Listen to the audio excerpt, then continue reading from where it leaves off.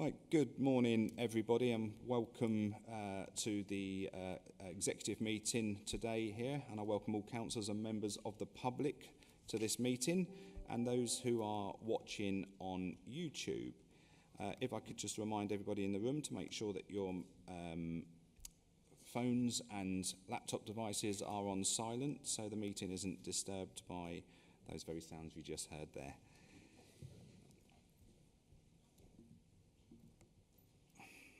So anyone wishing to film any aspect of this meeting is invited to film at the table set aside for those purposes, which is just over there to the as you come into the chamber. Can I ask anyone who chooses to film this meeting that they cover the whole meeting rather than individual people? Should I be of the view that any actions relating to the filming of the meeting amount to disorderly conduct, I would advise you accordingly. And if such actions continue, I will consider applying meeting procedure rule 39.3 and adjourn the meeting and ask the individual concerned to leave. I hope this will not be necessary. And if you could keep your cameras focused on the entire meeting, that would be very, very much appreciated. So we now move on to the agenda items. Apologies for absence. I have some absences here, and apologies, but David, did you want to introduce those absences? Thank you very much, Chair. We've had apologies from the Deputy Chair, Councillor Helen Howell, also apologies from Jane Bethair, Director of Public Health, none others received. Thank you very much. We move on to item 2, minutes of the meeting held on the 15th of August 2024. Those minutes are on page 5 to 26 of your agenda packs. Are there any comments in respect to their accuracy? I'm seeing no one notified that there is. So please, can I have a mover and a seconder to approve those minutes, please? Thank you very much. Moved by Councillor Howell and seconded by Councillor Edwards. So they have been moved and seconded. Can I have a show of hands in favour, please? Unanimous, Chair.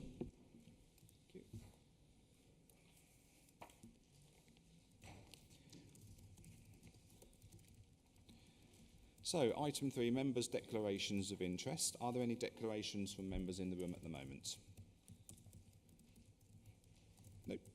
Okay, thank you. So we move on to item 4, notifications to request the meeting. As you can see, there's quite a few, if you've got the agenda thing there's quite a few people wishing to address the meeting. I'm not going to read names out, but what I will do is just bring you into the meeting as and when required. So item 5 on the agenda, disposal of land at Rothwell Road, South Desborough. And I'd like to invite Councillor Bill McKinley to enter the floor. Yep, just onto the desk there.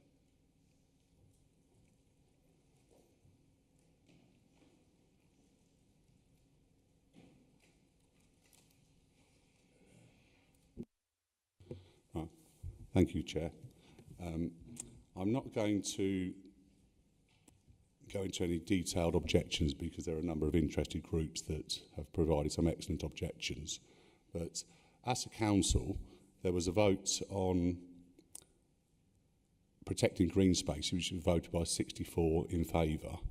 And to quote Councillor Mercer, you don't have to be a member of the Green Party to care about the environment. If this objection goes ahead, it will be totally contrary to that vote. And really, with Section 106 contributions, Desborough's recently had a Section 106 contribution forgiven without any consultation with the local elected representatives. So, Councillor McKinley, can you just keep this on the subject of the paper that's in front of you? Yes, so I'm basically saying option C is the only sensible option. Thank you very much. Thank you. So I'd now like to invite Trevor Brighton to address the meeting. Mr. Brighton, you have a maximum of 3 minutes, and if you just keep it on the subject of the paper, please.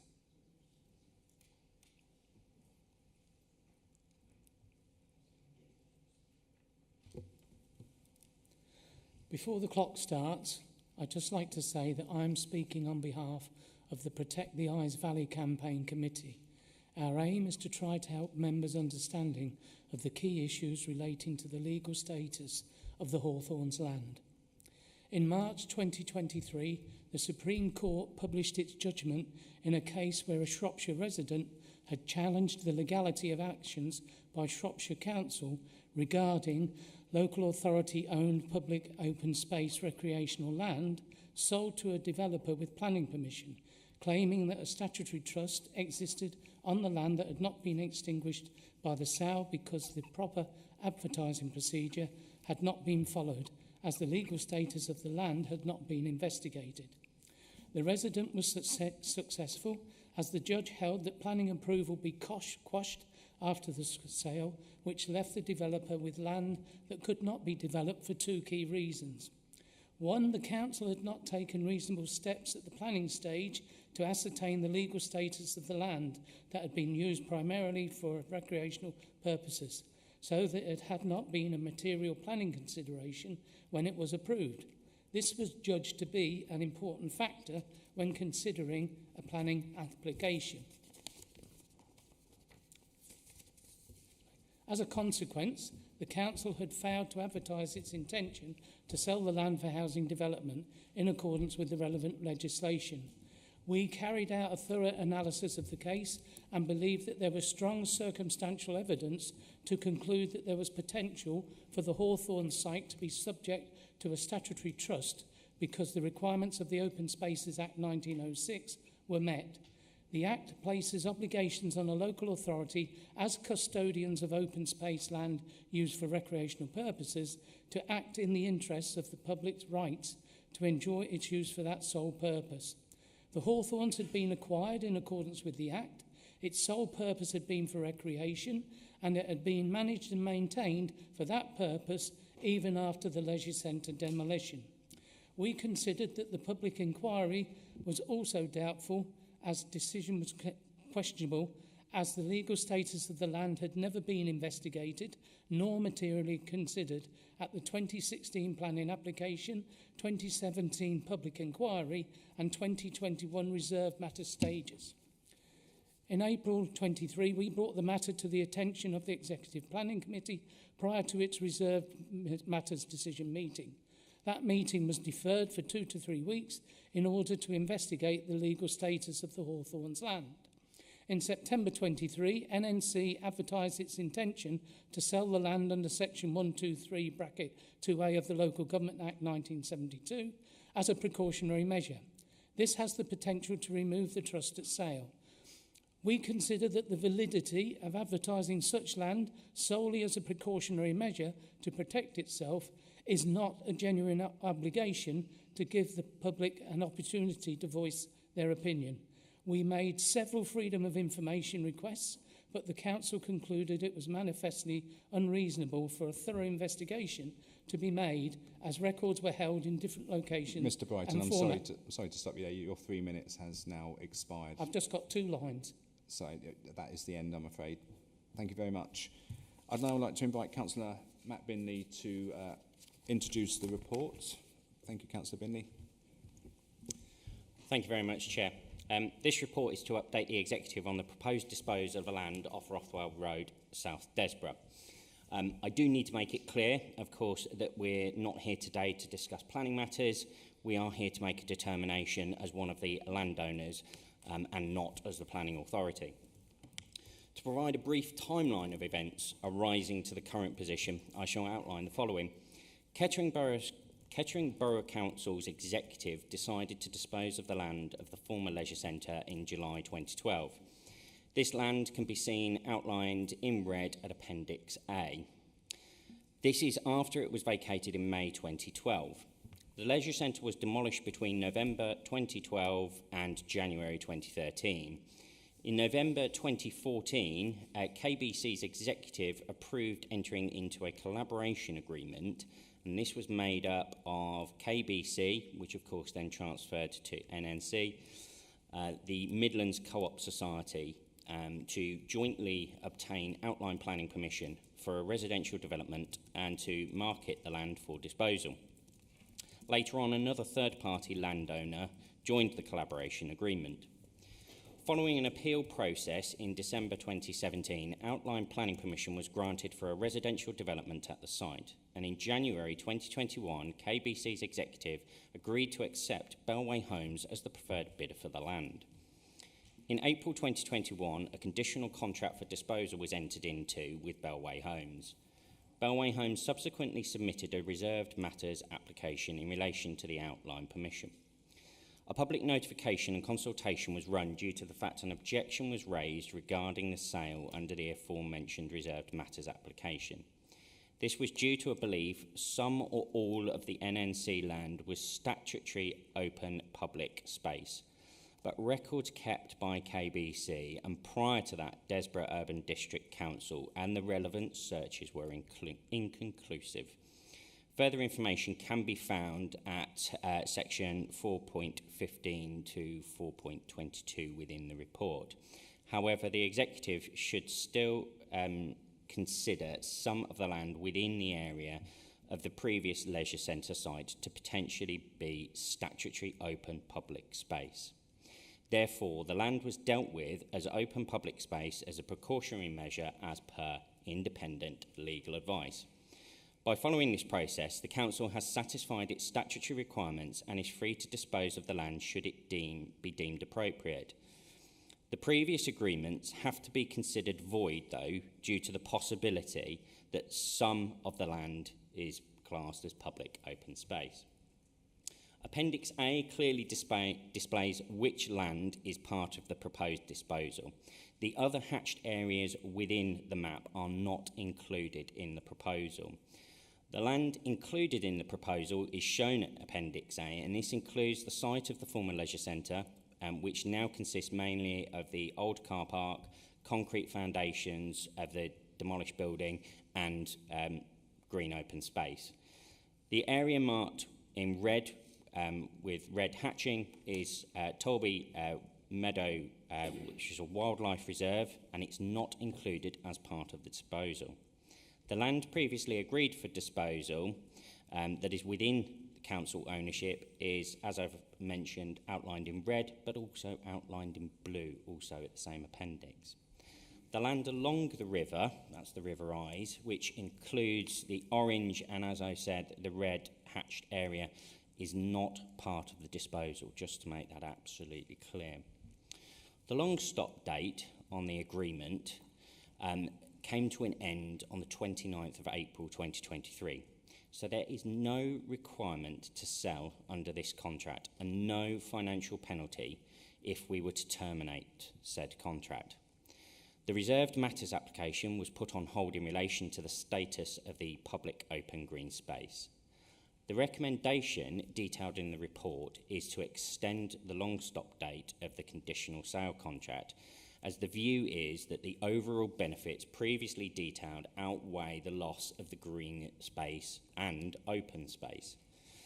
2.6 within the report lists the benefits from the outline planning application, which include enhancing the open space through a children's play area, a community orchard, Mooga, which is multi-use games area, natural play areas, other enhancements to the existing wildlife site, along with the delivery of new homes with benefits to local employment and generation of additional jobs.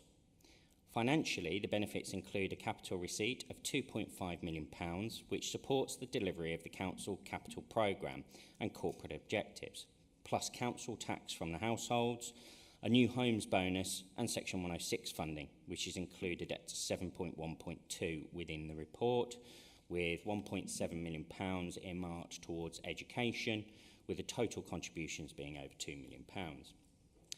In deciding the course of action, we must consider the 9 responses to the consultation at Appendix B, and additionally, at 7.5 and 7.4 list the views of the ward councillors who are unanimously opposed to the asset disposal. The possible options are all detailed at section 5.2 of the report.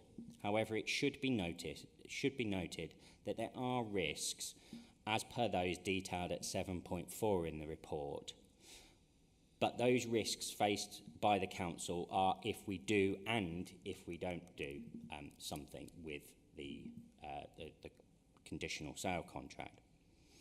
4.32 details the fact the fundamental question is whether the council is content that the sale of the land in its ownership will have a greater overall public benefit from the resultant local housing, amenities and economic activity through the proposed sale than not selling the land. This concludes the report, and I now welcome discussion from colleagues, Chair. Thank you very much, Councillor Binley. Members, have we got anything to say in relation to this report? Councillor Howes. Yes, thank you, Chair. Well, I think it's just important that I address, from a historical point of view, I have been in conversation with the developer when they first sort of when we were first elected in 2021 and when they came on board with their scheme, and it is a fact that I have always been against the development of their scheme from a planning perspective. However, this report isn't a planning application, and I'd like to think that I've come in, and I'm pleased that you've allowed me in first, Chair, because I'd like to hear what the executive think about this, and if it's okay with you, I'd like to come in probably at the end or towards the end, because I'd like to believe that I've come into this meeting with an open mind. There is pros and there is cons, so if that's okay with you, I'll reserve my comments for later. Thank you very much, Councillor Howes. I'm just looking around the room for other comments from members. Councillor Pentland. Thank you, Chair, and thank you to everybody who's spoken on this item so far. As with colleagues, gone through this in great detail, looking at the options that are in front of us. I do have concerns about the loss of the green space, which clearly has historical value for the community. If you look at the report, we go to Appendix C, which is the Climate Change Impact Assessment Tool. It does highlight that this has a negative impact in terms of the metrics that we're using in that appendix. That's not to oversimplify that, but it's to highlight it. Clearly, as a council, we really want to be doing right in terms of looking after the environment and our green spaces. And I do have difficulty with what's being proposed in light of that loss there and in the context of what we've got in front of us. Thank you, Chair. Thank you very much, Councillor Pentland. Councillor Edwards. Thank you, Chair. And just for context, I grew up in Desborough, so I know the area extremely well. And in fact, that area, many a long summer was played with friends and creating games and activities down there. And it would be a huge loss to the people of Desborough for this to go ahead. It's pretty much the last bit of green space in Desborough that is still there. And to sell it off for building purposes would be absolutely wrong, in my opinion. In my portfolio of children and young people and families, we encourage children to go out and play instead of being on their games consoles and their laptops. Taking away green space doesn't help that at all. Creating friends, creating relationships, it's all important in green space to be able to do that. So I absolutely think that it is wrong to sell off this land for this purpose. My preferred option would be option C, to look at other alternatives. Thank you very much. Councillor Brackenbury. Thank you, Chair. Yes, I mean, I agree that it is an important piece of green space, and the consultation responses in Appendix B, I think, quite clearly set the value that local residents place on this site. And as Councillor Edwards points out, it is the last substantial piece of green space in the rather crowded community of Desborough. We are not considering any form of planning application. It's absolutely right that that's been pointed out. We are considering the future of this site as landowners. And I think that option C, as suggested, gives further room for consideration. Certainly, any future development or future use of this site would have to be subject to future negotiations and future discussions, but I think that's probably the most sensible option at this stage, option C. Thank you very much. Councillor Mercer. Thank you, Chair. Well, as has been pointed out by one of the speakers, we made a resolution about protecting open spaces, and he actually quoted my husband as well as saying you don't have to be green to want to protect open spaces, and I would agree with that. I probably have to.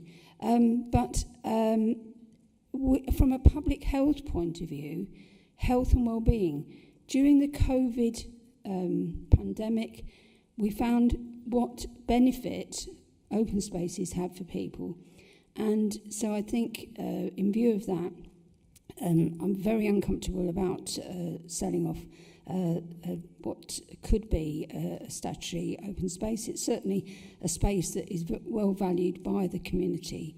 And as Councillor Edwards has said, there's been, lots of people have played and made use of this space over many years. So I'm not comfortable with the option D that is in the proposal. I think, as has been suggested by a couple of councillors, the option C would probably be the best option at this stage. Thank you very much, Councillor Mercer. Councillor Rowley. Thank you, Chair. Having sat on the planning committee that opposed this at KBC,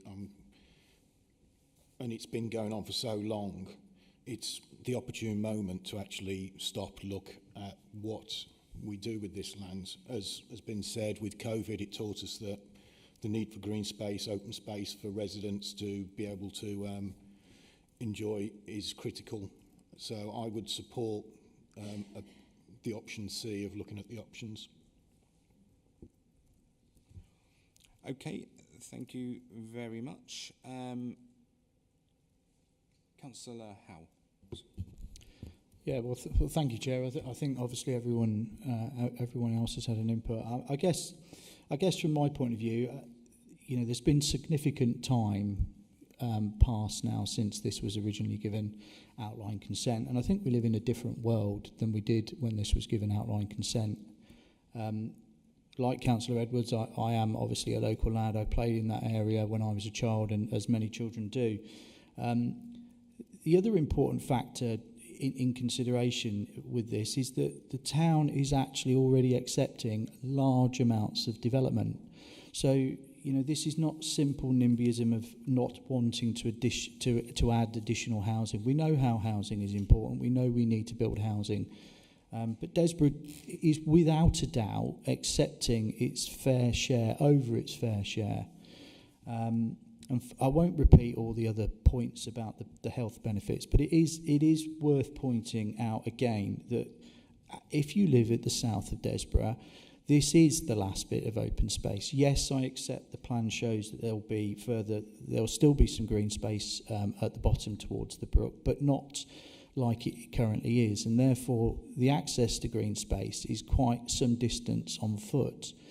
And this for me is this council and this executive's opportunity to support residents of the town.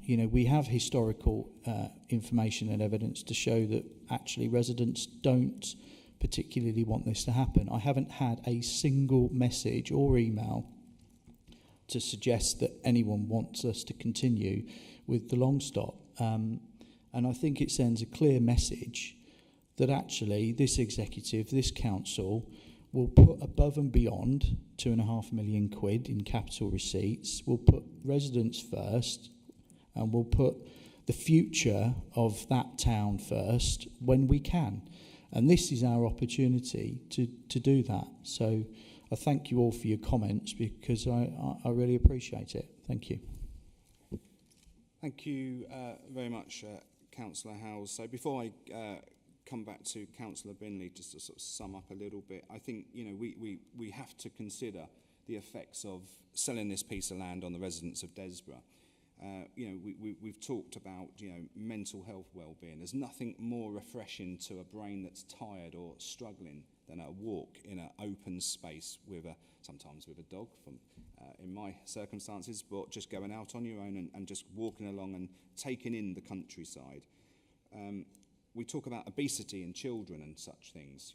children, when they're out playing, I remember, believe it or not, all those years ago, playing in open spaces and having a way of a time. You know, children these days, a lot of them are very much sofa bound on game stations, telephones, mobile phones, smartphones, and so on. You know, I'm not saying that that's wrong, and there should be an element of that for people to be able to have, but there needs to be an overriding ability for people that to be able to walk within a green space by our very own thing was within 15 minutes, I believe, from memory, a report that we brought to council. Now, it's very difficult for us as an executive to go through a process of disposing of land when it is in clear contravention of what we've already brought to council as a policy. And I think, you know, we have to think about when building homes, there's a place for building homes, and we have to build homes, as we know, because we need more and more. But we have to be sympathetic to the area. If there is no other green space and this has a detrimental effect on the people of Desborough, we have to listen to that. We're not an executive that just rollers things through. It's about listening to what our residents, the people that elect, support the council, and do everything that, you know, that's why we're here. We're here to serve the people of North Northamptonshire. And if it's abundantly clear that they don't want this, which clearly they don't with the amount of emails that I've received and some of my colleagues have, we have to take a different steer. So based on that feedback, Councillor Binley, I'm going to ask that you recommend to the executive that we take option C out of the report and make that our preferred option, which gives that piece of land that protection that it so obviously deserves. Yeah, thank you, Chair. I think, you know, just to summarise, of course, I would like to thank officers for the work that's gone into this report. They have given us a very balanced report. It's quite clearly a very much so, if you read all of the comments, the pros and the cons, it's very much in the balance. And I would very much like to thank all of the speakers that we've had, both executive today and also the public as well. Of course, as you've said, Chair, you know, we've now got that choice, and it's quite clear, you know, like from the likes of Councillor Rowley, that this is something that's been going on for quite some considerable time now, and it's for this executive to tackle that difficult decision. And, you know, that's one of the things that we don't shy away from here at the executive in North Northamptonshire. We now have that choice. To put it bluntly, we might not have that choice in the future were we to defer this later on with the new incumbent government sort of hell-bent on building houses wherever. We may not have that decision. That decision may be taken away from us at a later date. I've considered everything that's been said today, both on the report and along with the consultation responses listed at Appendix B, of course, the ward councillors' views, and also we've, as you said, Chair, you said about how we've been contacted. You know, we've had written representations from Protect the Ives Valley Campaign Committee and also the Desborough Developments Working Party. So therefore, taking all of that into consideration, I propose an amendment to 3.1 of the report under subsection 3, that it be amended to go with option C, as it's quite clear from all of the comments of the executive that it could quite easily be in conflict to proceed with option D with some of the council's key priorities, namely green, sustainable environment and also active and fulfilled lives. So that's the amendment I propose, Chair. Thank you very much, Councillor Binley. Can I formally ask you to propose that then, and I will look to find you a seconder? I do formally propose. Well, thank you so much. Would anyone like to second that? Councillor Howes, thank you very much. So the amended proposal, as you have heard, is for the option C on this paper. Can I have a show of hands in favour, please? Unanimous, Chair. Thank you. Your land is safe for a while. Thank you.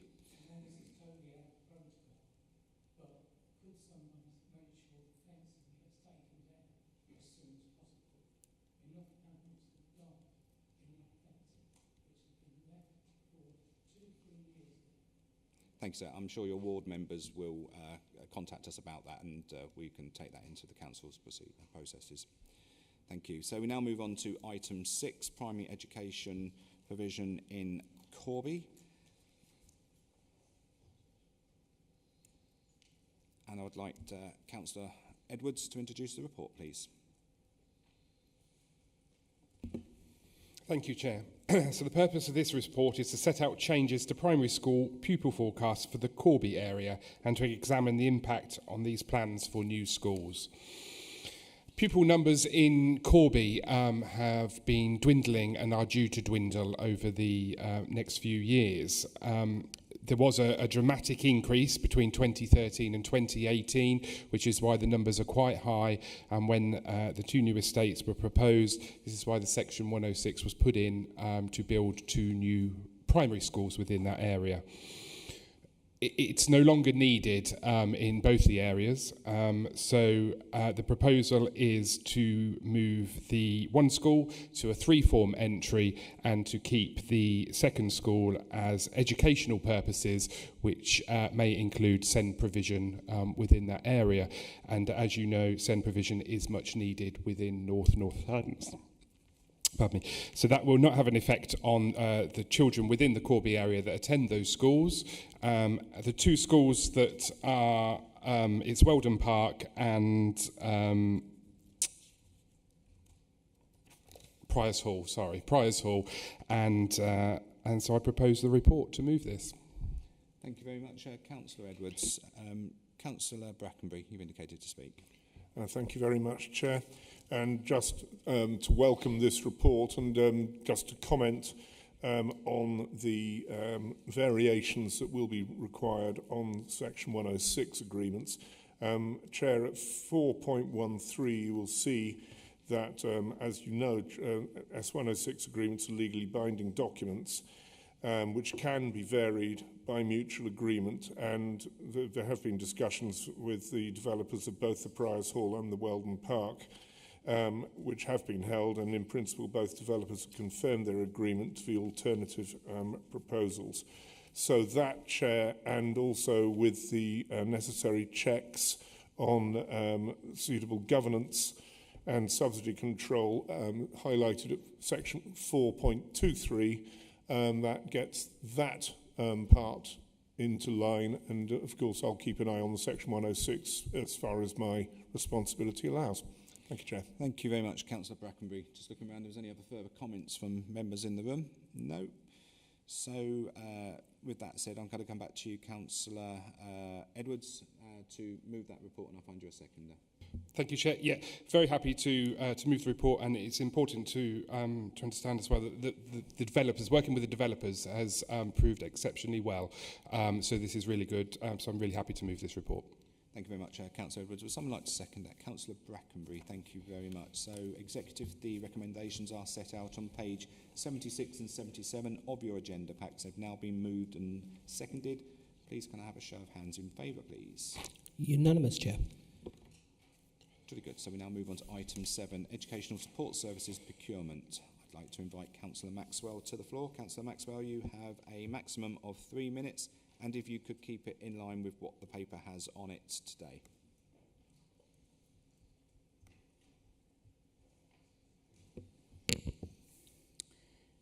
Good morning. This report is all about saving money, at the same time being cost effective. I understood that we would train up education psychologists and speech therapists. These people would be part of a team which would go around schools and help children require these services, at the same time being assessing for their needs. What I now understand is that you're going to have a contract agreement which will enable these services to be more efficient, at the same time save money. What we must achieve is to ensure that we assess all children effectively. For schools, in order that they get the funding and children get the help they require. We must continue assessing children each year because the numbers are growing. If this system of procurement of different services is going to save money, but at the same time be more effective, then we have no choice. However, we must make sure that they are qualified for the job and have the ability to deliver services. Who is going to check this? Lastly, can we make sure that no child in 2024-25 is not assessed, and that we continue to train people up for NNC? Thank you.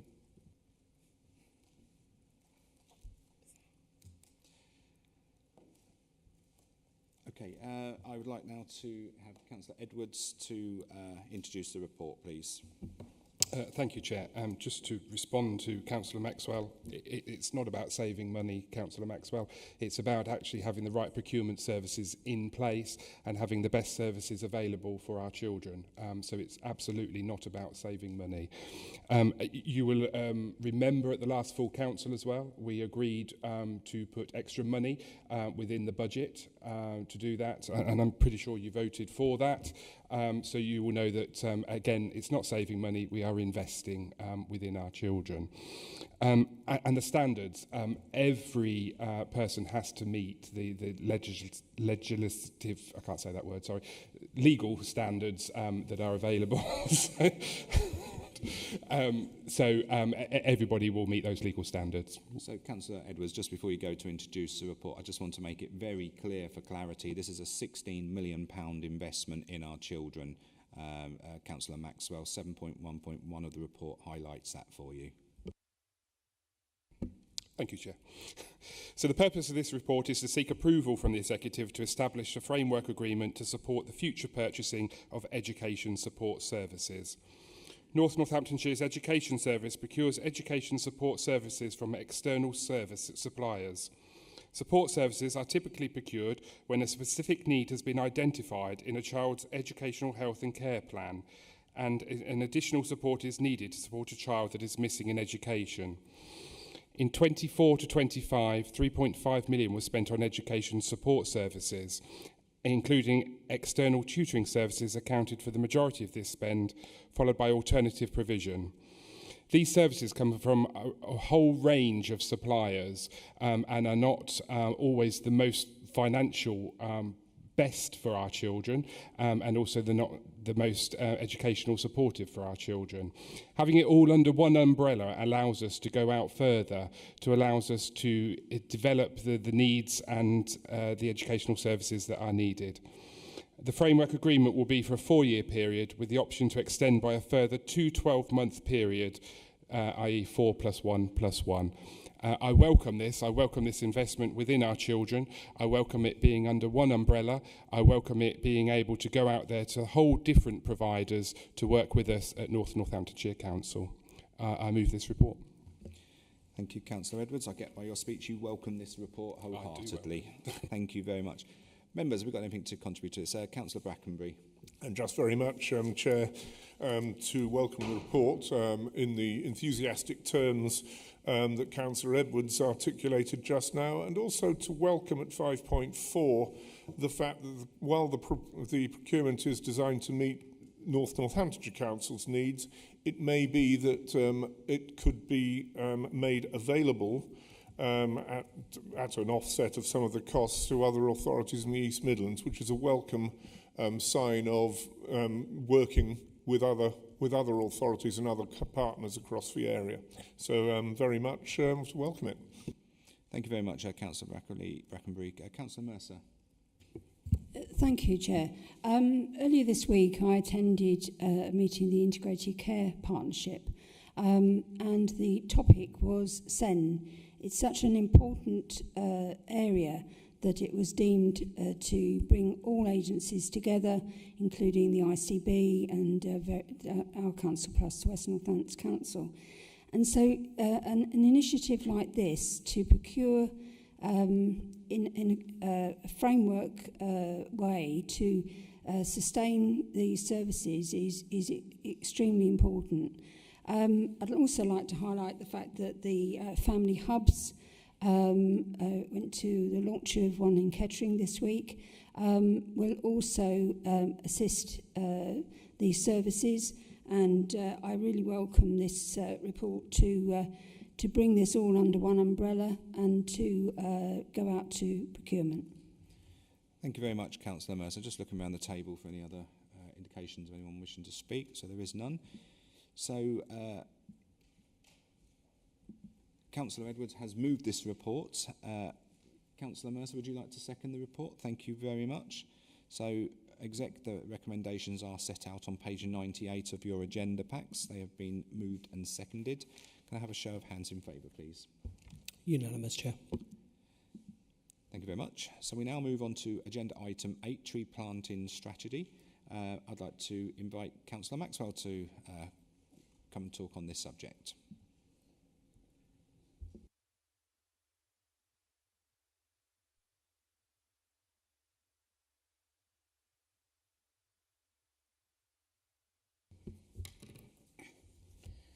Tree planting strategy. I was really pleased to see the tree planting strategy, which will clearly help us obtain 17% by 2050. However, I would like NNC to look after the trees we already have in the streets and roads. Since COVID, these trees along our roads have been left behind and not looked after. One example is Prospect Avenue in Rushden, which lost its trees in the wind some years ago and replaced by the residents and planted by the County Council. This left to grow, and the same in other areas. However, in Higham, North End, the residents are trying to kill the trees off, and nothing is done because Higham Council sees this as an NNC Councillor Maxwell, can I just ask you to stick to the business on the reports? We don't need a diatribe about what's going on in Higham, Rushden or what have you. We just need you to stick to the reports. Whilst the aim of this project is great on paper, it must be managed and looked after for the future. I think, like all trees which these developments sites have, they, like others, are not looked after. Since we have 20,000 trees planted in 3 years, who looks after them in 5.1? Having woodlands and other areas with trees, we must ensure that they are looked after for the future and educate the residents to do the same. Lastly, all developers of new homes must ensure that they plant trees and maintain them for the future. Thank you for listening. Thank you very much, Councillor Maxwell. So I'd like to invite Councillor Pentland now to introduce the report, please. Thank you, Chair, and thank you, Councillor Maxwell, for your comments. I will quickly address those before moving on to the report. You picked up on various trees and some specifically there. The council doesn't have responsibility for all trees in North Northamptonshire. There is different responsibilities relating to those with land ownership, etc. The council does its very best to look after and maintain those that we do have responsibility for, and I know that the team work incredibly hard on this, and that's set out in the report as well. We also, as is set out in the report, work with other tree responsible organisations, town and parish councils, as part of that. Moving on to the report, in 2021 this council declared a climate and environment emergency, latterly setting a date to become carbon neutral. The declaration has seen an organisation-wide approach to reducing carbon emissions and looking after the environment. In 2022, the Council introduced a tree policy and as part of this highlighted that a comprehensive tree strategy would be produced, which is what we're looking at today. And the purpose of this report is to set out how the Council will maintain and increase canopy cover across the area. The recommendations set out in the report are to note the positive impact of the Council's tree planting programme to date and the steps towards increasing canopy cover through funded activities, and to also approve the tree planting strategy attached in Appendix A. As the report sets out, currently canopy cover in North Northamptonshire stands at 10.55%. The previous government has recommended that this be increased to canopy cover of 17% nationally by 2050. And to reach this target, the council would need to plant 600 to 700 trees per year. Of course, this requires careful consideration of the aftercare and management of said trees and existing important canopy cover as set out in the report. The report also highlights the need for consideration as to the impacts of climate change on tree species and existing canopy cover, such as diseases which we're already seeing an increase in. I'm really proud that since vesting day, 20,000 trees have been planted in North Northamptonshire, supported by the council as part of a number of wonderful projects involving schools, residents, local businesses and other organisations. The team working on this have been very successful in managing these projects and in securing additional funding.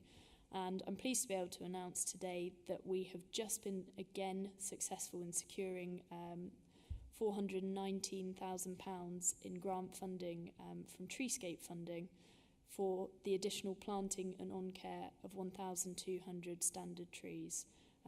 So it's clear to me that the team are incredibly successful in securing that external funding that partially allows this work to continue.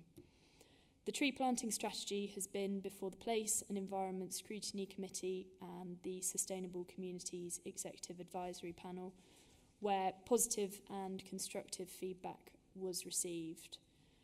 Clearly, tree planting and canopy cover is an important part of a holistic approach to reducing carbon emissions and looking after the environment. Trees are important from not only an environmental and biodiversity perspective, but also in respect of their positive amenity value for local people, which I know we've spoken about previously as a council. I hope that councillors are supportive of what we have set out today and would be happy to answer any questions that they may have. Thank you.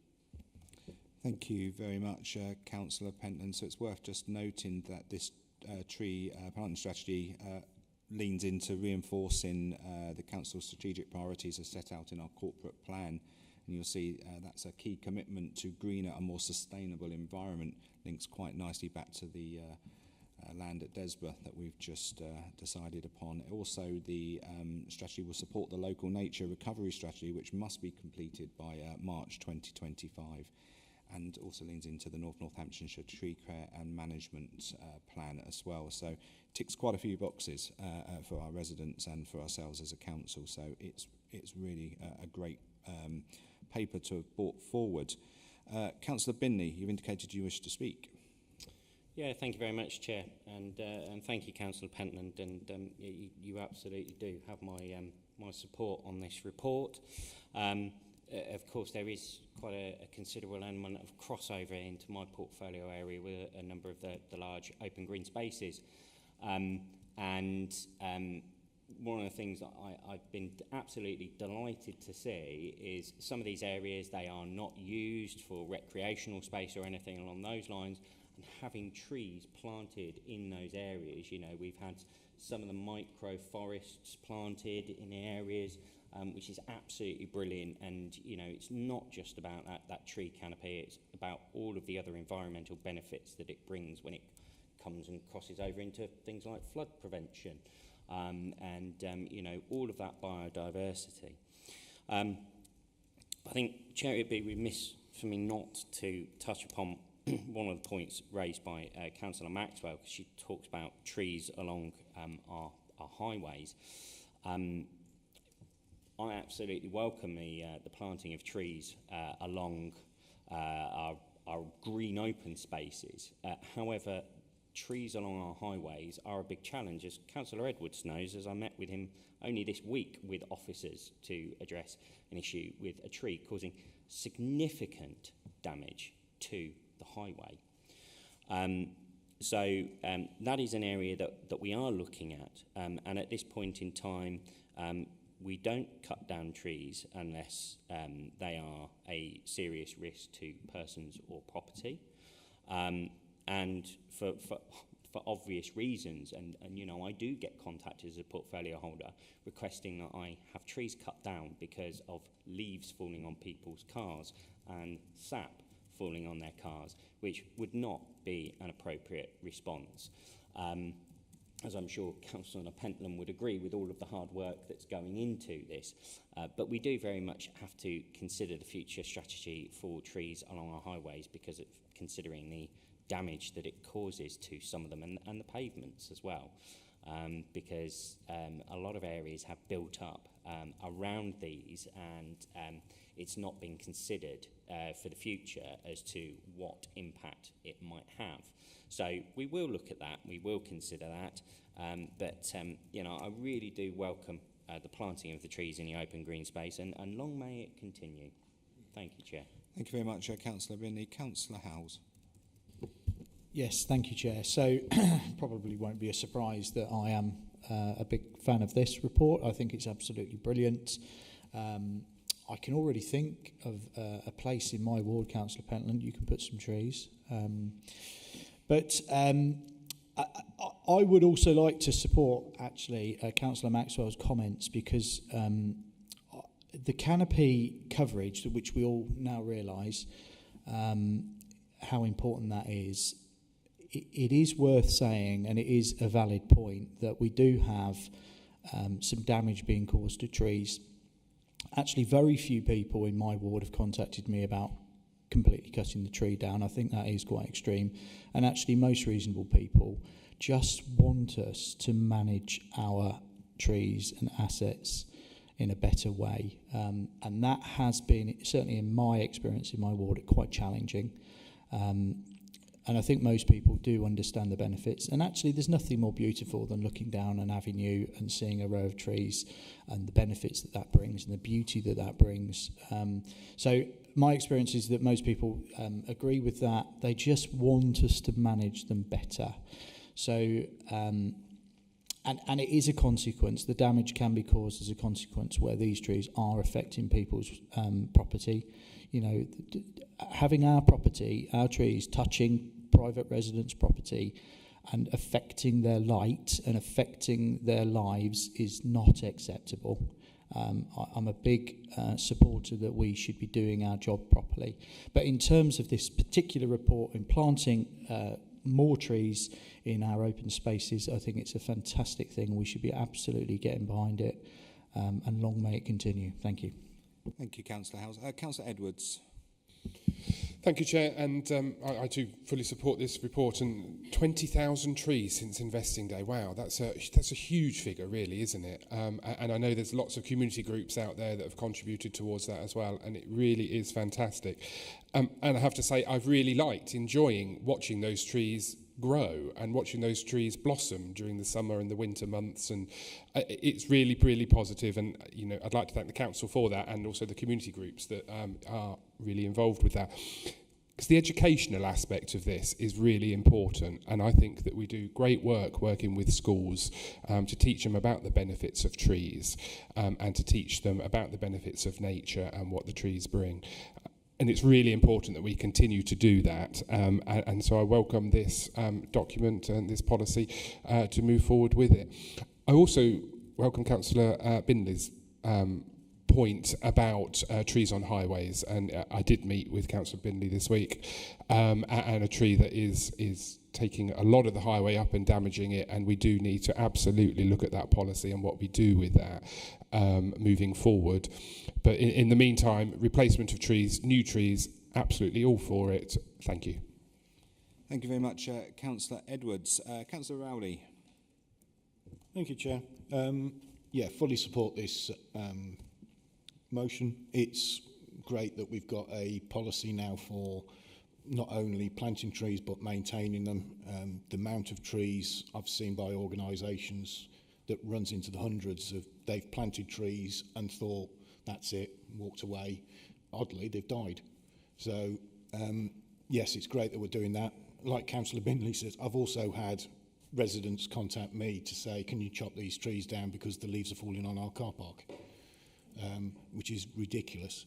So fully support this motion. Thank you very much, Councillor Rowley. Councillor Brackenbury. Well, I don't think you'll be surprised, Chair, that I enthusiastically support this motion as well. But I also support the detail and the thought that actually has gone into the strategy itself. I mean, it's not just numbers. It's not just putting in another umpteen hundreds of trees per annum. It is looking after them. It's making sure that they're the right tree in the right place, which may, to some extent, assist you, Councillor Binley, with your highways responsibilities. It's making sure that the trees are looked after and are properly selected in their right areas. So, I mean, it's an excellent paper. The expansion of trees is important because, as is pointed out in the report, we are losing some trees because of disease. I mean, ash dieback is quite a noticeable thing, and apparently 80% of ash trees in the UK are likely to get this. So this is partly replacement, but it's also renewal. And my last point, Chair, is basically, place shaping is often considered to be, planning policy, and it's where you're going to put employment land or housing or whatever it is. But it isn't just structures.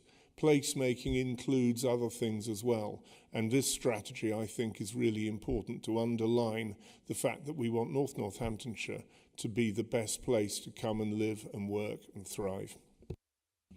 Thank you very much, Councillor Brackenbury. Well, there's been a very good discussion on this this subject of this policy that's coming forward, and Councillor Pentland, you have a fantastic portfolio that allows for reports like this to come forward. So you've heard the comments from some of your colleagues. I don't know if you wanted to wrap up, and I know you've already proposed a report, and then I will find you a seconder. Thank you, Chair, and I thank my colleagues for their comments around this and the support. It is an important strategy. Councillor Brackenbury rightly pointed out that we need to have the right trees in the right places, and that hopefully mitigates problems in the future around those. And that, I think, summarises the importance of having this strategy and the detail behind it. The officers that have compiled this really do know their stuff on this, and from the presentations I've seen go into great detail about the species of tree, etc. So I'm confident in their ability to carry this out, and pleased to have proposed the recommendations there. Thank you, Chair. Thank you very much, Councillor Pendant. Someone like to second that recommendation? Councillor Edwards, thank you very much. So the recommendations are on your executive packs. Can I have a show of hands in favour, please? Unanimous, Chair. Thank you. So we now move on to item 9, surplus asset disposal, and I'd like to invite Councillor Maxwell to enter the gallery, please, to give us a 3-minute speech. Councillor Maxwell, I'll remind you again, if you just keep it on task of what the paper is.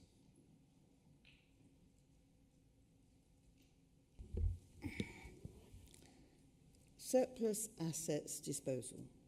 Earthingborough Chipping Store, 1974 to 2024. I was amused by this item because I'd never been consulted about this chipping store, nor has Roger Powell. I then asked Earthingborough Council about this, who did not realise it was still empty. Bosworth Garden Centre may be interested since they purchased the land nearby to set up their garden centre from Burton Latimer. There must be lots of land empty by Old County Council, never used for 50 years. This could be used for development. Thank you for listening. Thank you very much, Councillor Maxwell. From what I've been informed of this, I'm not sure the land lends itself to being developed upon, but I will revert now to Councillor Binley to introduce the report. Yeah, thank you very much, Chair. Just to respond to Councillor Maxwell's comments, I must admit I am quite perplexed about ward members not being consulted, because Councillor Powell, as per Appendix A in the report, responded to the consultation process. and said that Earthling Borough Town Council may well have a potential use for it. That was his response. So I'm not quite sure what's happened there. Maybe it was missed, or maybe it's something that got lost in a myriad of other emails. And as the chair has quite rightly pointed out, this land would not lend itself to development. It's a small piece of land, and its location would not be suitable, especially situated directly, basically on the A6. So you would have a number of issues with access, and as you'll probably be aware, Councillor Maxwell is being one of the ones being consulted. Of course, the A6 is a red route, and due to the funds received from the previous government to make road improvements, there are a number of safety measures being put in along the A6, all the way from Earthling Borough all the way up to junction 10 of the A14. So I don't think it'd be appropriate to put an access road in at that location in any case. Chair, just now moving on to the report. It's a relatively short, simple report. It's to consider an asset that is now considered a surplus to requirement. As part of the Council's asset disposal policy, the asset has been reviewed by the Asset Management Review Group and is now recommended for disposal. The asset is an old highways chipping storage site located on the A6 in Earthling Borough, and this was licensed for use by Kier Highways. They no longer require use of the site, and they have a number of other sites across the area. We've recently regained control of the site after the removal of an unlawful trespass by travellers, and currently we have ongoing revenue costs for the site associated with security, the business rates, safety inspections, and so on and so forth, which would be removed should the asset be sold or disposed of. There have already been expressions of interest in the land, despite the fact it has not been advertised through agents, hence why we are here today to discuss it. And part of the role of the Asset Management Review Group is to review assets to ensure the sites have a beneficial purpose and to identify sites that are underutilised and surplus to ensure best value. Part of the process includes consulting with ward councillors and reviewing the asset with representatives of each council directorate. In this instance, no alternative and viable use has been identified by those consultees, and therefore the council has a statutory obligation to dispose of the asset within a reasonable timeframe. Capital receipts received from the sale would be used to contribute towards the council's capital programme. Therefore, Chair, I would like to move the recommendations made out at 3.1 for the reasons set out in 3.2. Thank you very much, Councillor Binley. Are there any comments in relation to this report? No. Okay, so the recommendations have been moved. Would someone like to second the report, please? Councillor Brackenbury, thank you very much. So we have a mover and a seconder. The recommendations are on page 128 of the agenda pack. Can I have a show of hands in favour, please? Unanimous, Chair. Thank you. So we move on to item 10, Corby Household Waste and Recycling Centre lease. I'd like to invite Councillor Binney again to introduce the report. Thank you, Chair. This report is to provide an update on the work carried out to secure an ongoing provision for a household waste recycling centre in the Corby area. The current lease at Corby HWRC ends on the 28th of the 2nd, 2025. It was agreed at Executive back in November 2023 that the current site is not fit for purpose.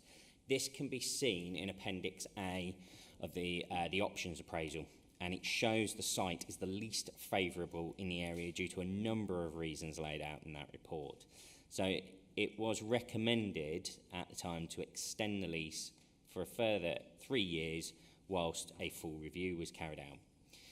Since that time, officers had approached our landlord, Suez, who wanted to extend the lease by 25 years, and this was negotiated down so that it included a 15-year break clause. Negotiations failed to return anything of a shorter duration. Whilst these discussions took place, officers also looked at the option of obtaining our own site, and this involved reviewing our current assets, which concluded that we don't have any suitable land. There was one feasible option, but there were complications with the site around traffic management, the proximity to residential properties and so on. And officers also engaged with a property search through local agents. This also failed to yield anything suitable. It should be noted, though, that if we had found something suitable, then there would be the requirement to complete a planning application, and this, of course, would be very challenging, as I'm sure we would face challenges from residents with such a change of use of land. As part of the review, the costs for bringing into operation a new site were considered, and they are quite significant. They're around approximately £8 million plus for a site that would be a suitable replacement. Those can be seen at 4.19 in the report. As part of the HWRC options appraisal, one option that was reviewed was if we were to close the Corby HWRC. This could be absorbed by Kettering due to its close proximity to Corby, although opening hours and days would need to be increased across the area to handle that additional capacity. But it is still acknowledged this would be a large inconvenience to lose such an important facility in Corby. The area of significant impact would also be the residents in the northeast corner of the area, as the other sites would be too far to travel. So this would not be a feasible option and was discounted for a number of reasons, including those already mentioned. We had provisional discussions also with the current landowner, which is Tata Steel, to see if they would sell us the land.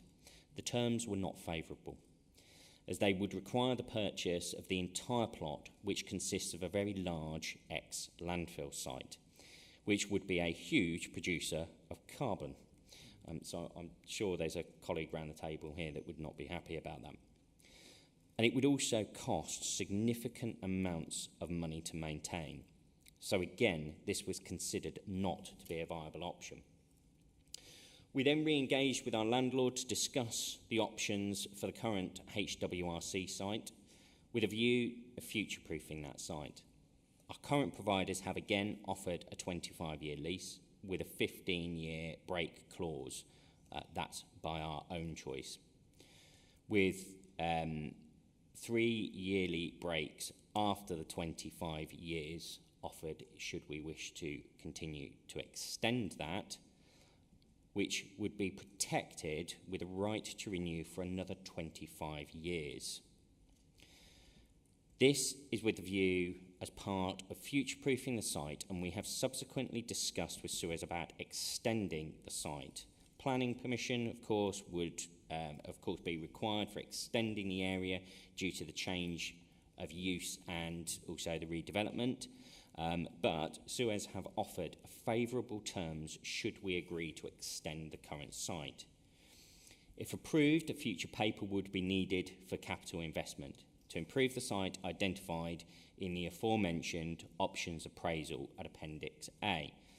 You will note for Corby, basically everything was in red in that report apart from one item. Any such investment would be to resolve the issues such as site access, drainage, level access, and so on. You will see at 4.21, the proposed costings to redevelop the site would be around the region of 3.3 million. We have reviewed ways of protecting any such future investment. If we are to retain the current site and we were to invest capital to bring that site up to an acceptable standard, we therefore needed assurances that we could retain the site to see a reasonable return on any such investment. This proposed option gives us exactly that, but also gives us the control to withdraw from the site should we so wish at a later date. Officers are satisfied that the rent agreement is acceptable, starting at £57,000 per annum. There is a 5-year RPI rental increase per year. Then after it, it's reviewed against market rents. then the 5-year RPI starts again. Therefore, Chair, I'm really pleased to bring this paper forward before Executive to secure the future of the Corby HWRC in the hope of investing and developing the site to a decent standard for the future use of North Northamptonshire residents. I would like to thank the officers for the hard work that's gone into this, and to be fair, the many hours of meetings that we've had spent developing this proposal and looking and exploring all of the viable options. So I would like to move the recommendations made out in section 3.1 A to C for the reasons set out in 3.2 in the report for you. Thank you very much, Councillor Binley. Whilst I know the option to close this site was discounted early on by the executive in the preliminary sort of discussions, it's only fair to say that, you know, Corby people deserve and expect to use their household recycling centre, and I'm glad we've come to this final point where we can extend that facility there for the long term with some investment as well. Wouldn't be fair for people to have to travel to Kettering to another site. Again, it would be in contravening of what we're trying to do to reduce carbon footprints across our area. Making people transfer over to there wouldn't be acceptable. So I'm pleased that you've brought this report and absolutely wholeheartedly endorse it. Just looking around the table for any other comments from members. Councillor Howes. Sorry, Chair, I was pointing to Councillor Bundy in case you missed him. Councillor Howes, don't ever go to an auction. Councillor Bundy. Thank you, Chair. I'll wave more fervently next time. I just want to commend Councillor Binley and the officers for this wonderful resolution of a very, very difficult situation that we had. You're absolutely right. We needed an HWRC facility within Corby, and we had one which was substandard, but this is going to actually bring it up to hopefully be very, very good. So I'm very, very pleased. Thank you. Jolly good. Thank you very much, Councillor Bundy. Councillor Brackenbury. Thank you, Chair, and again, very much to welcome the report. It's always a vexed issue, this, and it is very good news, I think, for the residents of Corby that not only will the site remain in operation, but there are potentialities for expanding the site, and that the landowner are amenable to doing so. So very much welcome the report and all the hard work that's gone in to get this very satisfactory outcome. Thank you very much, Councillor Brackenbury. There's no other comments around the room. So, Councillor Binley, you have moved the report. I will look for someone to second that report for you. Councillor Brackenbury, thank you very much. The recommendations are set out on page 140 of your executive agenda pack. They've been moved and seconded. Could I have a show of hands in favour, please? Unanimous, Chair. Thank you. So we now move on to item 11, North Northamptonshire Adult Social Care Independent Market Update. And I'd like to invite Councillor John McGee to address the meeting.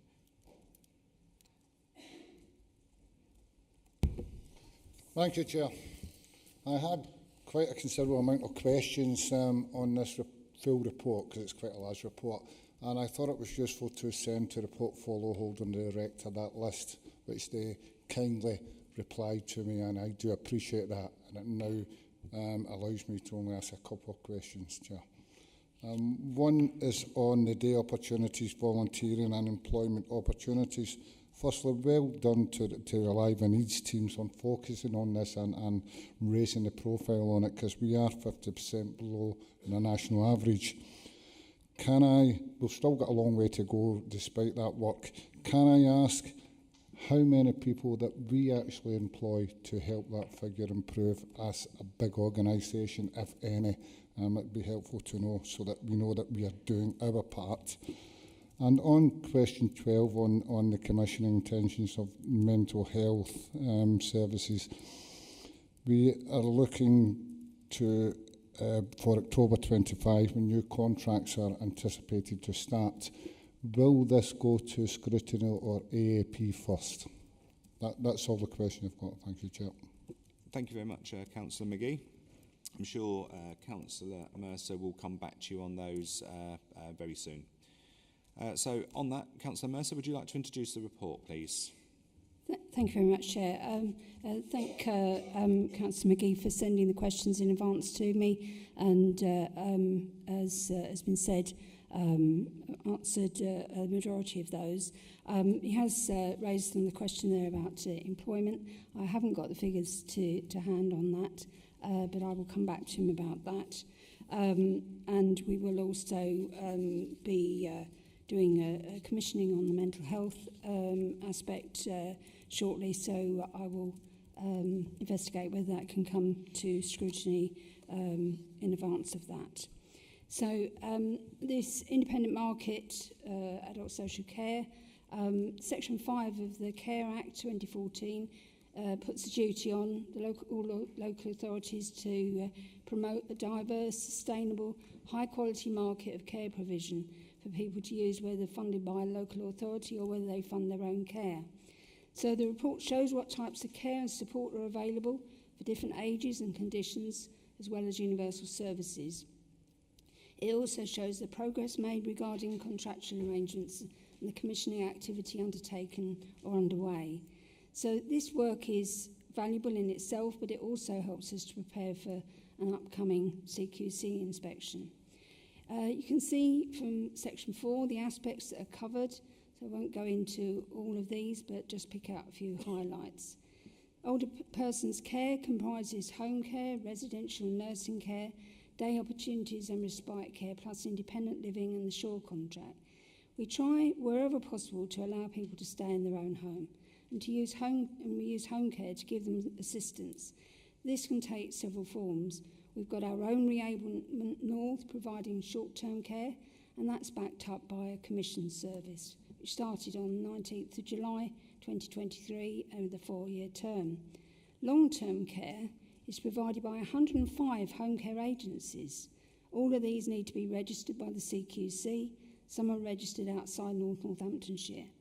This contract allows for companies to specialise, for instance, with people who speak the same language. For instance, one has staff who speak Gujarati. Residents thus have a choice of provider of home care. As you'll see at 4.1.13, NNC currently commissions 1,129 individual home care packages, providing 20,780 hours of care per week, with a weekly spend around £425,830. So 89% of these companies are in our framework, where we can influence both cost and quality of the service. This year we've also been piloting a piece of assistive technology called Genie Connect, which is trialling virtual calls in place of those made by face-to-face care workers.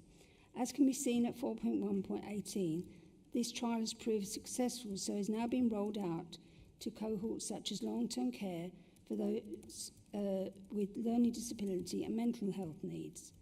Incidentally, I would like to pass on my congratulations as the company who produced Genie, that's called Service Robotics, have recently been nominated as a finalist in the Langbusen Awards under the Innovators and Leaders section as Technology Support Provider of the Year. We're also exploring using the home care contract for those with learning disability and mental health needs for those who are autistic. As you can see, a review is being undertaken of nursing care, and we're working with the ICB to improve outcomes for people in nursing care. We're also doing a thorough review of day opportunities and respite for people of all ages. The report also covers independent living, where occupants have their own self-contained homes and are able to stay independent while also being able to draw down support and as and when they need it. And you can see we have 3 sites currently with another 3 in the pipeline. NNC commenced a new care and support framework for independent living in April this year, and this framework ensures uniformity of rates and that these homes offer a real alternative to residential care. We also have 6 homes under the Shore contract. These are under a 30-year contract which doesn't end until 2036. In 2004, when this contract was started, it met the care needs of our customers. However, now many more of our customers have complex needs that require more care than was allowed for in the contract. Nevertheless, we've been working with Shore to increase the occupancy level, which is currently at around 68%. And the report also covers our services for working age adults, those with a learning disability. We have Commissioning for a Good Life, which is a contract which provides for 8 different types of care, and also one for Commissioning for Brighter Futures, which are joint arrangements to the ICB. And we're currently recommissioning these services as they end in 2025. Once again, our priority is to keep people in their own homes and as independent as possible. Universal services are also covered. This includes advocacy, carer services, community equipment, services for people with visual or hearing impairment. And as can be seen in the report, there's been a large amount of commissioning activity over the last 2 years. I'd like to commend the officers for their hard work in this area.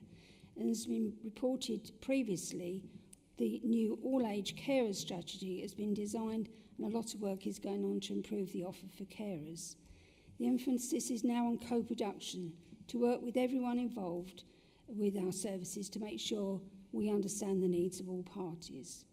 And the report also outlines the work of the quality and brokerage services. They work really hard despite the pressure of the huge increase in demand and the need to be mindful of the market and the needs of our ageing population to live active and fulfilled lives. So, Chair, I'd like to propose the recommendations at 3.1.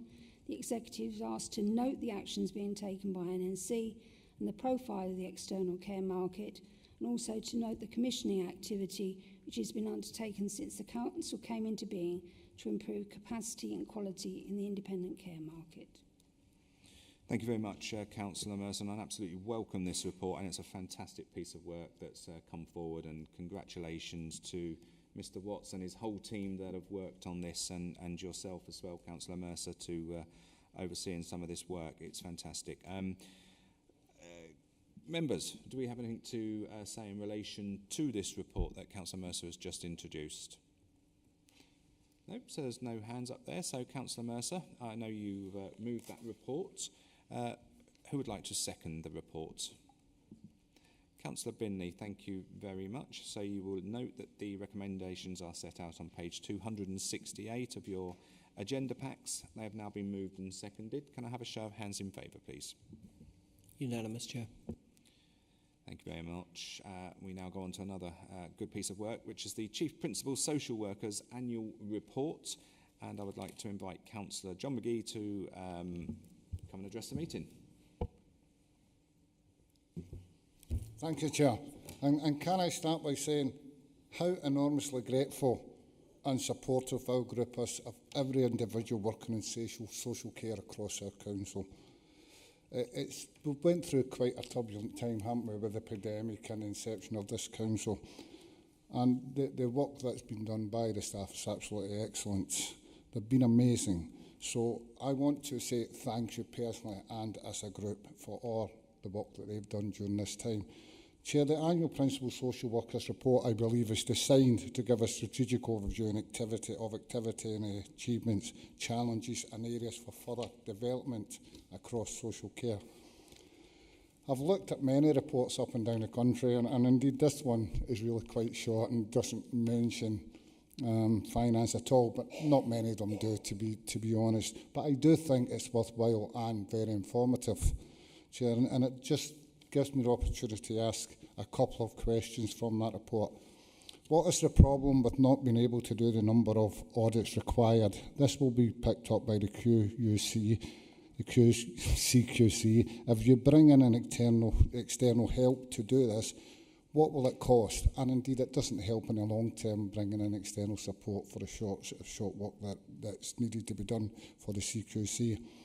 And giving the Waiting Well guidance policy is about assessing risk, prioritising the work that we do in social care. Why has it took 3 years to produce this vital paper? Thank you, Chair. Thank you very much, Councillor McGee. So I'd like to now invite Councillor Mercer again to introduce this report, please. Thank you, Chair. Well, Councillor McGee has asked a couple of questions there, which I'm afraid I'm not able to answer, but I do have Sorry, she's moved. The principal social worker here with us, and I just wonder whether she might be able to answer those questions. Is that possible? Absolutely. Welcome you to come into the meeting, please. Thank you very much. Yes, with regards to the audits, since this report was written, we've done further work, and the assistant directors were able to identify a small pot of money, vacancies that left us with a small pot of money that we could use to fund what are basically colleagues who've retired and don't want to work full-time for adult social care anymore, but are happy to pick up bits of work, so have been undertaking audits for us. Alongside that, there's a piece of work being done across adult social care currently, reviewing the way we work and our strength-based working, and part of that, it's actually a focused piece of work on audits, so we have used our audit tool to ask them to look at that. So that is also increasing our numbers. You're right, though, that's not a long-term response. And within a management team, we have agreed that this is a priority. It should be business as usual, that as managers we are undertaking these audits. This month, communication has gone out to colleagues, and we are monitoring that these audits are being undertaken. And so we are looking to that to increase our numbers, because, as you say, it's vital that we understand the quality of our work, and also, as the report comments, that we are then able to learn from that and feed back into learning and development for colleagues.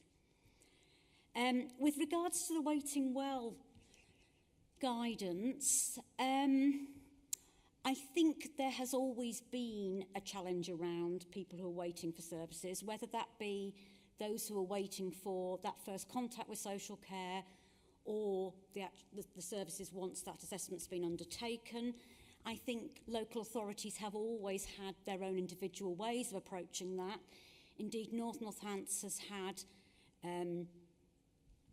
since vesting day, certainly since before I joined the council in August 2021, a risk matrix that managers can use to prioritise work coming in and to consider how quickly people need to be seen based on risk. What this piece of work is a regional approach to it. So ADAS, the Association of Directors of Adult Social Services across the East Midlands, identified it's a problem that is common to local authorities. And so this is a very specific piece of work that's been done, co-produced by people who access social care and their carers, which means that councils across the East Midlands will have a similar approach set out for both staff but also the people of Northants. So we will be able to put on our website information that talks about how you can look after yourself while you are waiting for social care, services that might be available, what you might expect. It will be reviewed so that it's relevant specifically to Northants, but it will be along similar lines. Hope that's helpful. Thank you very much, Sarah. That was very helpful, and I hope that's answered your questions, Councillor McGee. But obviously, as always, if you need anything else, please do feel free to email Councillor Mercer. So I'm going to come to you now, Councillor Mercer, to introduce that report. Thank you very much, Chair. And I'm enormously grateful to Sarah for first for answering those questions for Councillor McGee, but also for her report, which is excellent. So it's a requirement of the Care Act guidance. A report is brought annually by the principal social worker, and it outlines the work has been done in the previous year and the priorities for the following year. So important highlights for this year are the Adult Social Care Strategy, which sets out our vision about the design of the service of the future. This has also brought all colleagues together to discuss what we need to do. So two important pieces of work that came out of this are moving forward with people and moving forward with place. Moving forward with people is developing a co-production group of people with lived experience who will help us design future services. And moving forward in place is a redesigned structure to enable us to cope with the level of vacancies that the teams were holding. The new teams are based in the 4 main areas and will be more resilient. The report also highlights the workforce development that's been happening to help with career progression. Many of our staff have undergone extra training as outlined in the report. The report also showcases success stories and awards won this year, plus work with the University of Northampton. Sarah is also a member of the Northamptonshire Safeguarding Adults Board and chairs the Learning and Development Subgroup, which coordinates learning to come out of Safeguarding Adults reviews. And she's also setting up a new Complex Lives group to advise colleagues working in this field. And as before, the work is also valuable in itself, but helps us to prepare for the upcoming CQC. So I'd just like to highlight the mention of shared lives. This is a fantastic alternative to residential care, where older residents or those with a learning disability live with and as part of a family. This service is being expanded since it was disaggregated. You could call it fostering for older people. We're always looking for suitable host families, so please help the service by telling people about this. Finally, the report outlines the priorities for next year. The CQC inspection is not just about getting a good rating. It gives us the impetus to put in place a good system for the people of North Northants. We'll be designing the action plan to go along with the adult social care strategy and setting up a co-production group. We'll be increasing the number of practice audits, as Sarah's mentioned, and learning from their findings. We'll continue to make this a place that people want to work and continue their learning and development. So the executive are asked to accept and note the report and agree the priorities for the forthcoming year. Thank you very much, Councillor Mercer, and again, thank you for everyone involved in this piece of work. It's very good. Members, do we have anything to say in relation to this report? Just looking around the table. No. So what I will do now is find you a seconder, Councillor Mercer. Would someone like to second that report? Councillor Rowley, thank you. So the recommendations are set out on page 342 of your agenda pack. They've been moved and seconded. Can I have a show of hands, please? Unanimous, Chair. Thank you. So we now move on to item 13, Statutory Housing Performance Update. I'd like to invite Councillor Maxwell to address the meeting, please.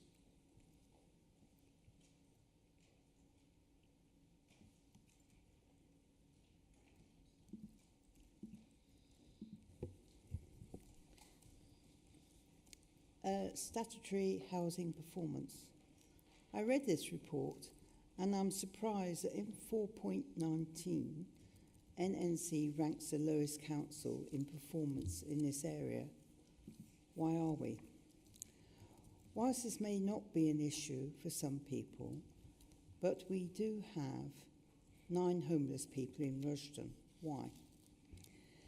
Some people may choose to be homeless, others therefore may not.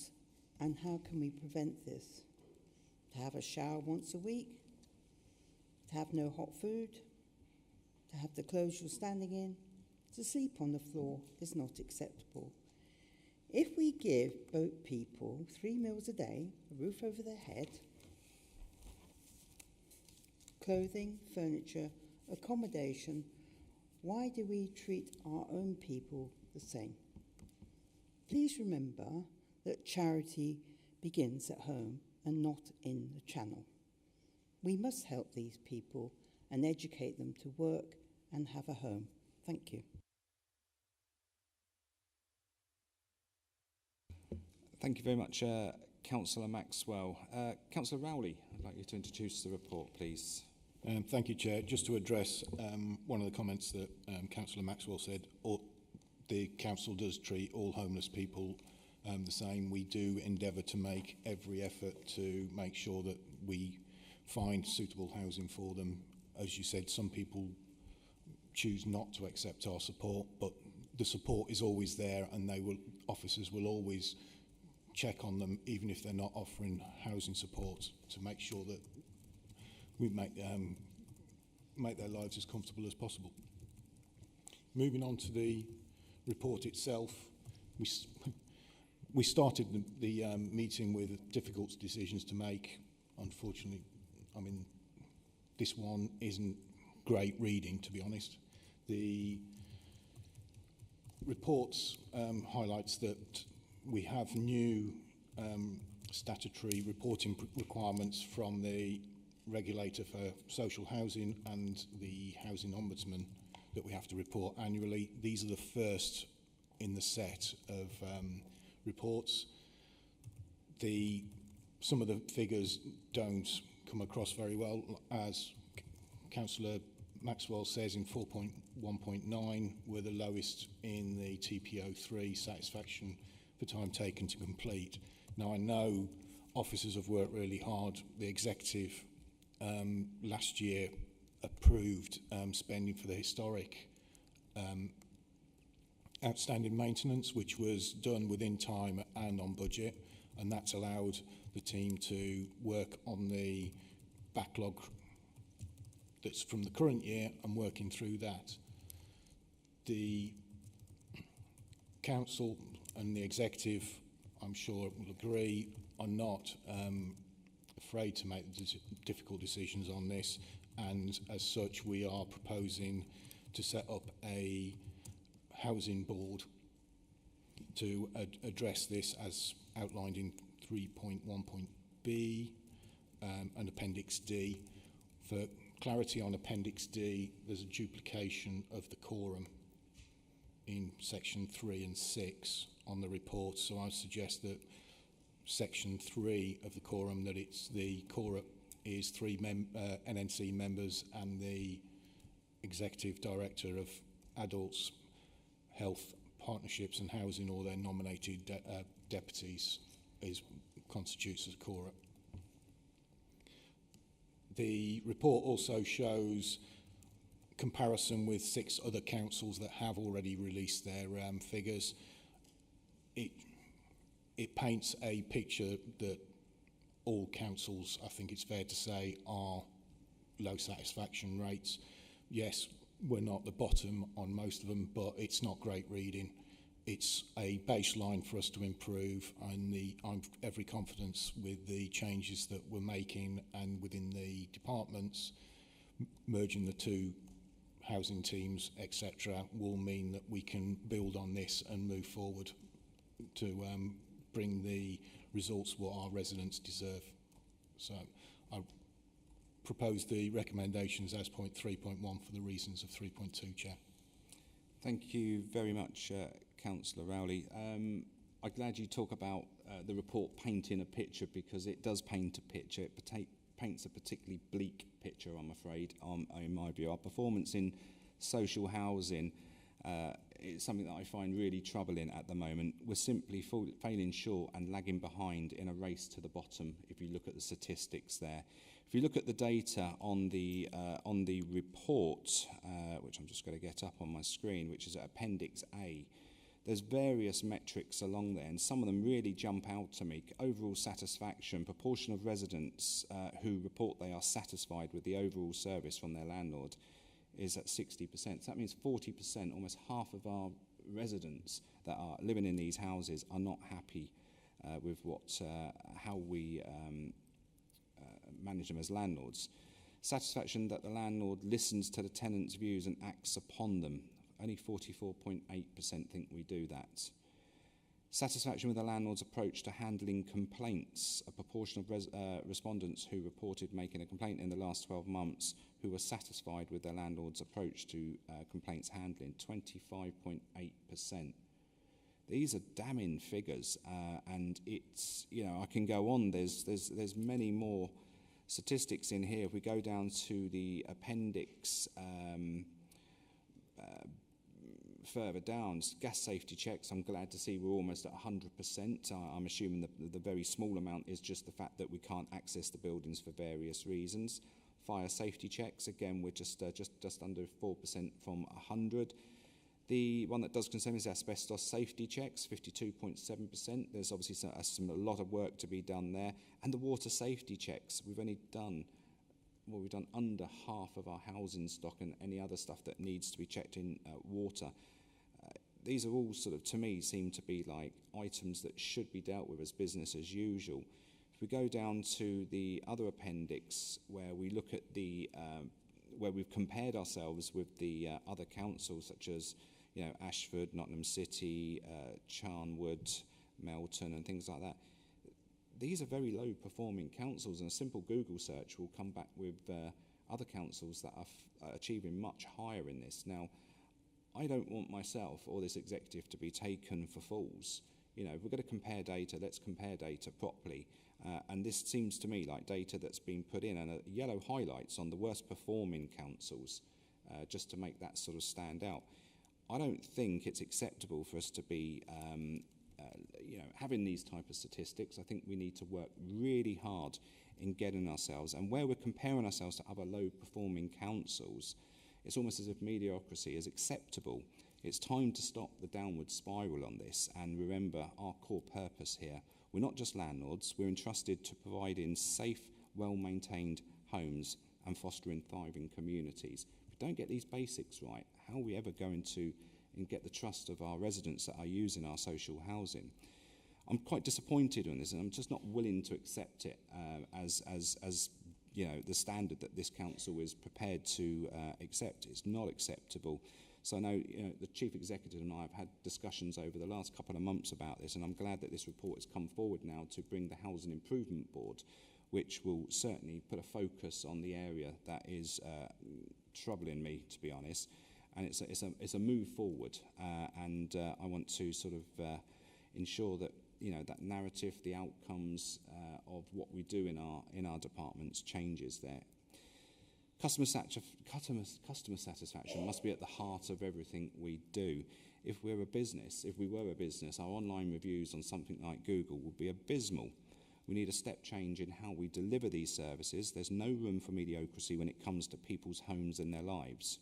However, it's clear from my interactions with staff across your area of responsibility, Councillor Rowley, that there are many pockets of hard-working and dedicated staff. And we must not overlook this amazing work that's being done by individuals. An example of that, I was out yesterday with a lady, Jo Perry, who showed me around the issues they have with voids and so on, and it's an absolute eye-opener. And that type of approach that young lady, that member of staff is bringing to this council is nothing short of amazing. If we can get another 10, 15, 20 of Joe, we will be doing very well in this department. So we need to, acknowledge greatness, acknowledge good hard working where necessary. I'm determined to see this through. This is something that we must do. We must examine the data, reflect upon it, and take decisive action. The Improvement Board will go away to dealing with some of these issues. I'm not going to settle for poor service. We will transform the approach and deliver quality housing for our tenants across Northamptonshire because they deserve it. Any other questions or comments from members? Councillor Mercer. I wholeheartedly agree with you, Chair. I'm particularly bothered by, for instance, the one that you highlighted about the Legionella risk. That has to be a high priority. Hopefully that will be addressed. In comparing ourselves to other councils, Milton Keynes Council obviously comes out pretty poorly there. But I think we mustn't just look at the comparison, we must look at the actual figures as well. Because as you said, and some of them like sort of satisfaction levels or complaints handling, 25% satisfaction is just, we have got to do something about that. So I really welcome this new board to look into, how we can move forward with this. Thank you very much. Councillor Brackenbury. Thank you, Chair. And part of the problem, one of the things about a problem is recognising it exists. And these figures do indeed indicate the problem that you're struggling against. I welcome the report, and I also welcome the active steps that are being made to transform the housing performance. You will know, Chair, we had disappointing figures and problems in the planning area, and energetic steps have been taken to address performance in that area, as you know, and you know that it is showing really good signs of work and really good signs of improvement. So I welcome the formation of a housing improvement board, and I welcome the energy and political and officer drive to move change in that area. So I think, you know, we're not starting from a good base, but the problem's recognised and is being addressed, and I think that's much to be welcomed. Thank you very much, Councillor Bakri. I understand Mr. Watts would like to come in on the matter. So, Mr. Watts, please. Thank you, Chair, and thank you for indulging me and allowing me to speak. We do take the challenge of this report very seriously. We've got a number of officers here to hear the Executive's debate today about this report. There were a couple of bits which I think adding some context to will help Executive understand. So this is the first iteration of the tenant satisfaction measures that has been undertaken. I met with the regulator after that to get their feedback. They wanted to ask some more questions about our submissions.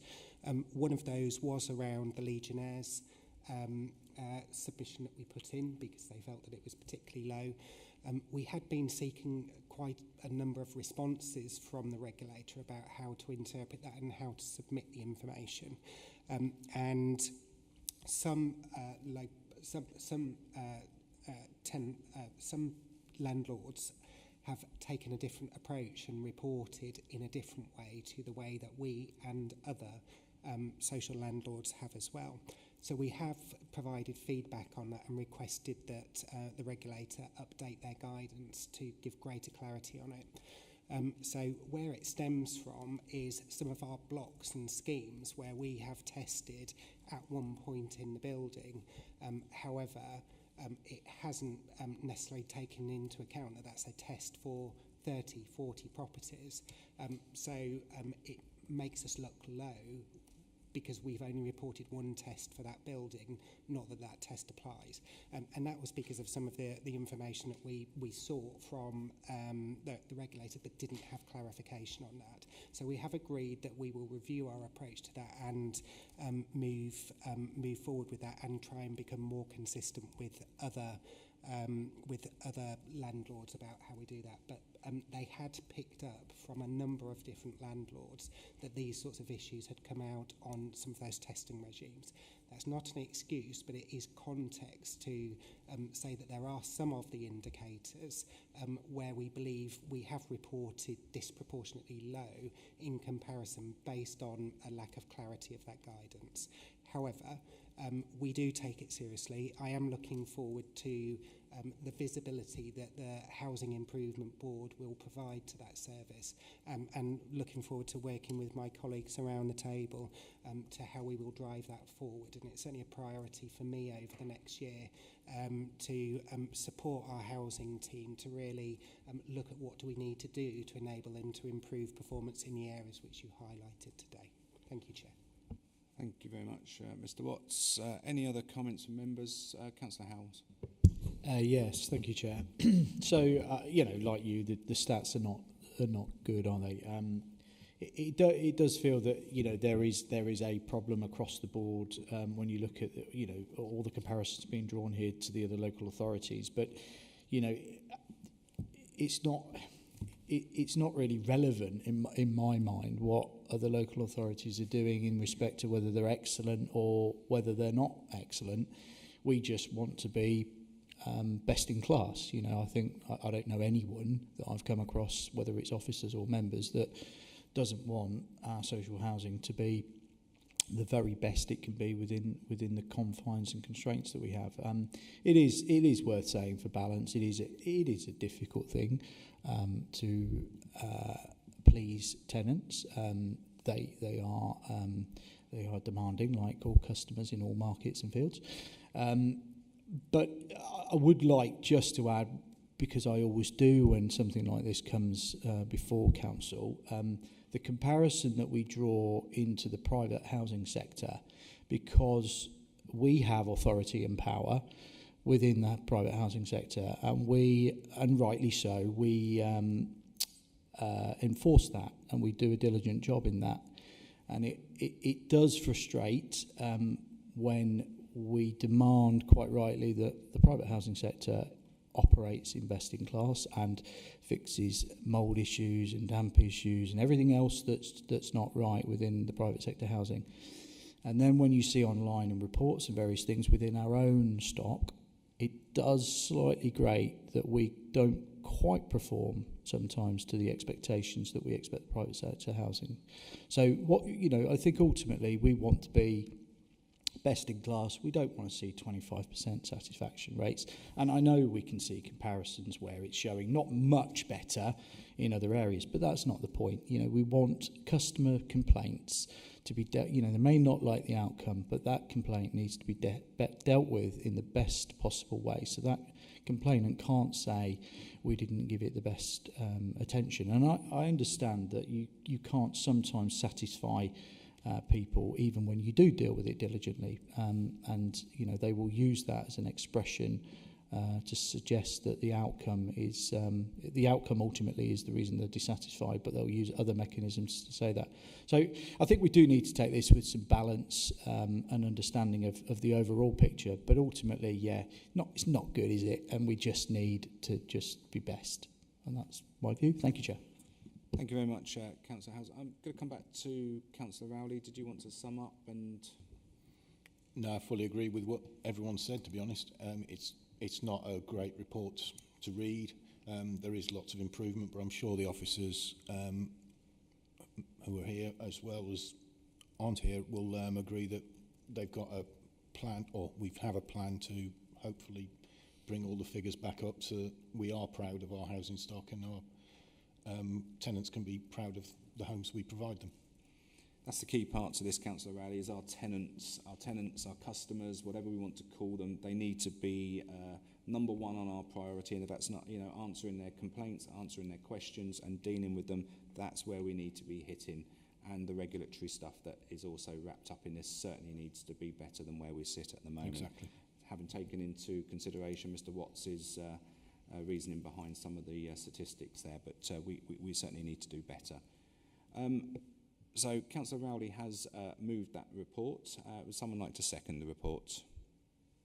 Councillor Brackenbury, thank you very much. That's been moved and seconded, and the recommendations are set out on 360 and 361 of the agenda pack. Can I have a show of hands in favour, please? Unanimous, Chair. Thank you very much. That concludes the business on the agenda, and I thank those officers and members of the public who have been in attendance and those watching on YouTube. That meeting is now closed. Thank you.